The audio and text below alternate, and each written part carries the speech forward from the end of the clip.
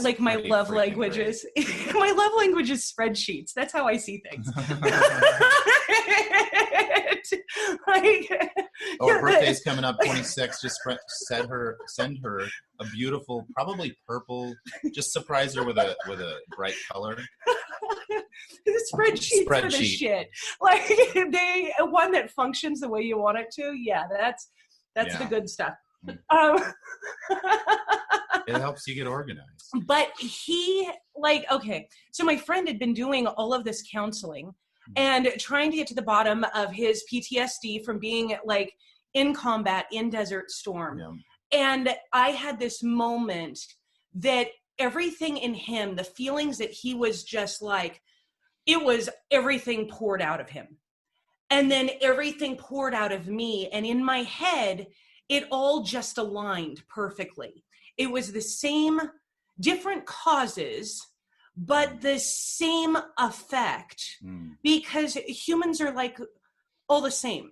We think we're all complicated and shit, but we're not, because there's like 8 billion of us on this planet. And when you look at the most complex, like personality test, have you ever done like a Myers-Briggs or a DISC test or okay. So the most complicated ones only have 16 options.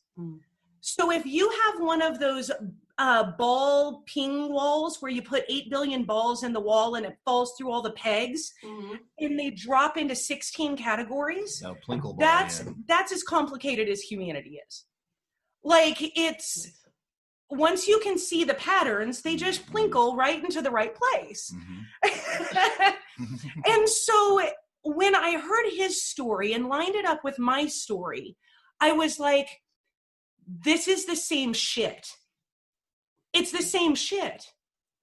And it validated me in a way that when I had that breaking point a few years later, where I was like, I just want to be happy, I felt like I had this place to start. And because my dad was a veteran too, and had such severe trauma in his childhood, like my grandfather got all 3 of his daughters pregnant. Like my dad went to school with no shoes. I don't know his side of the family. They protected me. But like I saw these patterns that aligned with my very different experiences that no one knew how to talk about. Like this was like 98, 99, like the internet was barely happening. Yeah. Like, so we didn't have resources. Like I didn't even know the word trafficking didn't like apply. Right. Yeah. I was a hoe. That's all I ever was. Which gives you some mad hustle, by the way. Like, we got perks. Like, I was learning how sales and hustle and marketing and communication and leadership and all of those things, where all my friends were, smoking weed behind the gym. I was working a lot of hours, but not even getting the education she was working. Like, I worked as a teenager, but my God, I missed out on all of that opportunity. That's the problem. I could have been a hoe and got so much more opportunity. Instead, all I was learning was how to swing a hammer and read a tape measure. You could have been a hoe. I could have been a hoe and learned so much more. Well, that's actually how my pimp got me. He asked me, he's like, if you're already having sex, why wouldn't you want to get paid? Oh my gosh. Like, that's a legit question.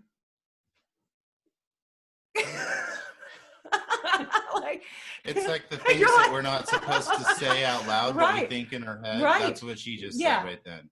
That and it was real, and so it totally made sense. But the thing is that we get so stuck in our trauma and the experiences that we don't ever get to finding the perks. Right. So I have this radical thing. I'm not even letting you talk. I feel bad. I'm just rambling. This is your story. This is your story.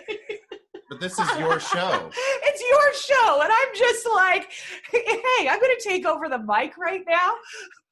I'm just, I'm listening to your story and I'm thinking, how did you make it? At 18 you were doing this, at 21 you were doing this, and most 18 and 21-year-olds had not.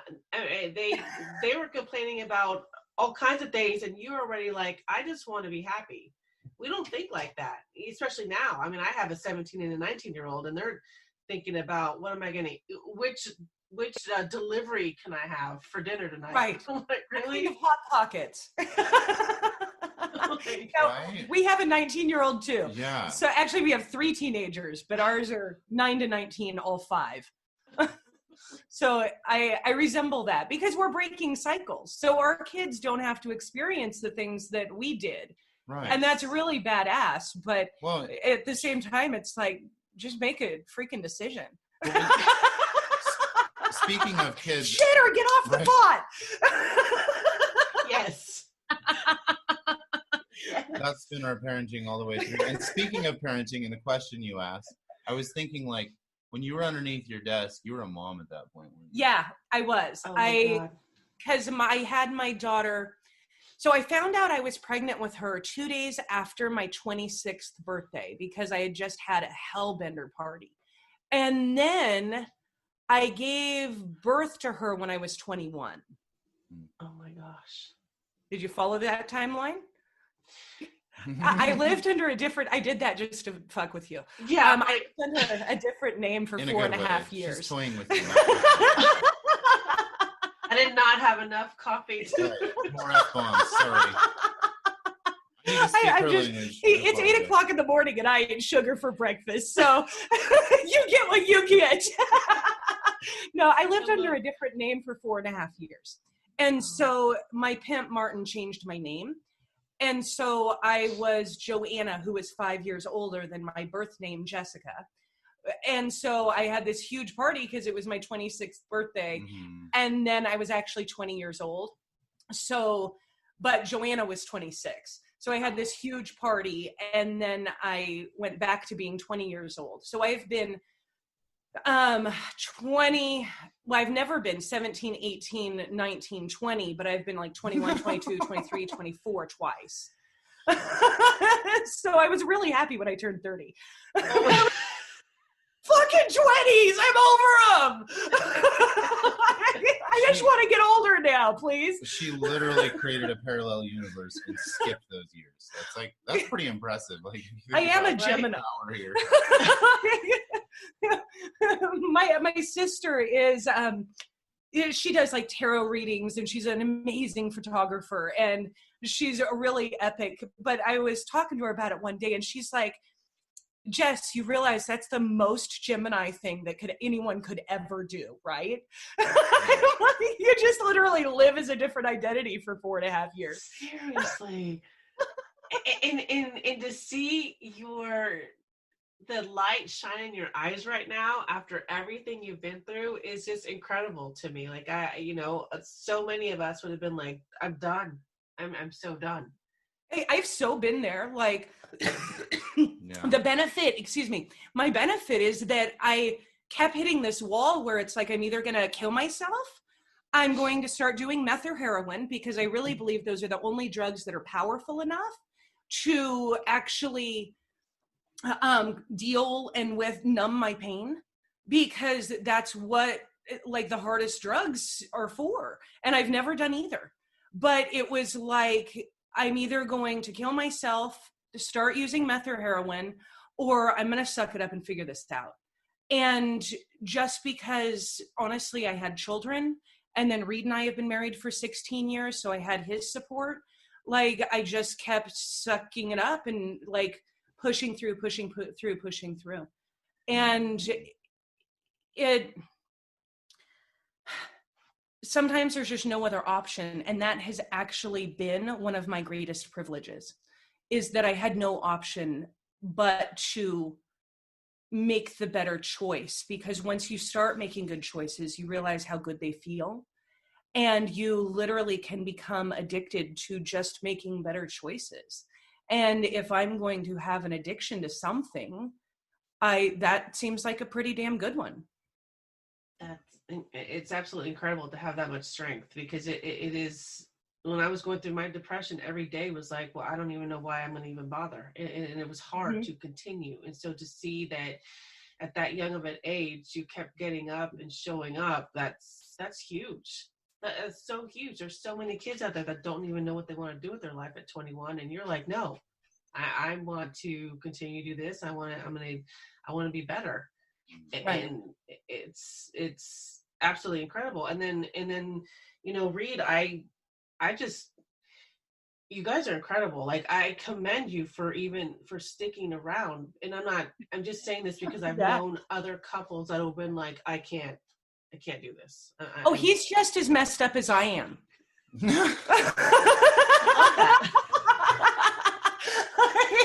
Well, and see, and that's what makes us work, is that I just have my own version. Yeah. Well, and that's incredible because I wear it differently a little bit. Yeah, no, and that's incredible because I've seen other couples that were just too toxic, even though they were both going. I have one right now.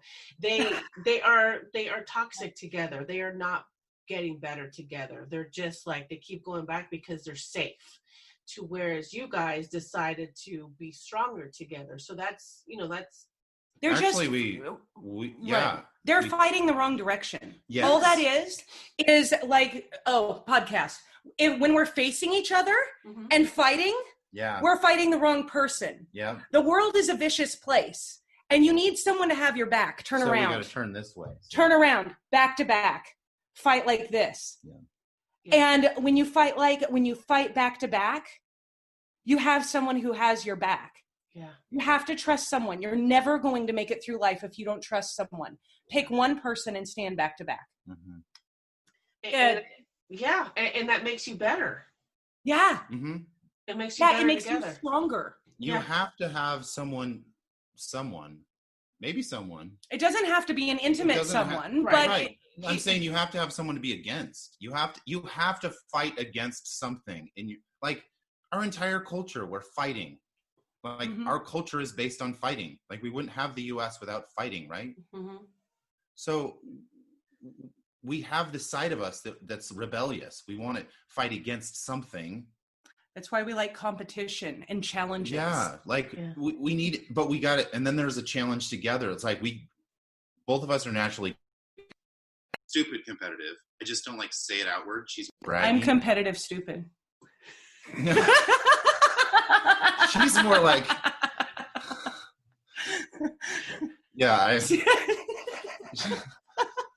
she just knows how to trip me up at the right time, even if I'm on my game. That's what she does. I love playing billiards with him because every time he'll like get me he'll get all the way down to the 8 ball. He'll like slay me. And then the moment he's about to shoot the 8 ball in, I say, "Hey, Reid, don't scratch." And every single time he scratches and I win. And good. I actually figured out how to do it to her in my own silent, sneaky sort of way. There's lots of ways to play the game. Yeah, this is a game of life. You can play it however you want. That's how we play sports. When you can trust that I'm not malicious. So much of what we do is like this self-sabotage because we believe we're bad. Yeah. We believe there's something wrong with us. We believe we get all stuck in the muck, in the mire, and we just need to realize that we're like way better than that. Yeah. And what broke us actually gives us the courage and strength to be the person you want to be, to talk boldly, to be free, to stand up to people that just do shit you don't like. Because that was the first step, was the first thing. I had to get rid of all the people that were just holding me down. Yeah. I'm like... I feel like I need to say something on that point. Like, say it. Okay. Because I was just thinking about memes. Yeah, I know. She collects memes like nobody's right. business. It's like, I'm like, I can fuck up 25 times, and 25 times it's none of your fucking business. Right. And so I, on the other hand, did not realize that I had too many fucks to give still. And in the last podcast, I had something break free, and I was like, oh shit. This is ridiculous. Live. This is like ridiculous. We're doing it. Like, I'm like going blank. I'm like completely blank. I'm spaced. And I said something to reset it, but I was still really awkward on this side. I don't know how it looked on the other side because nobody's going to see it. Thank God. What ended up happening is I was like, yeah. on the subject of trusting yourself, I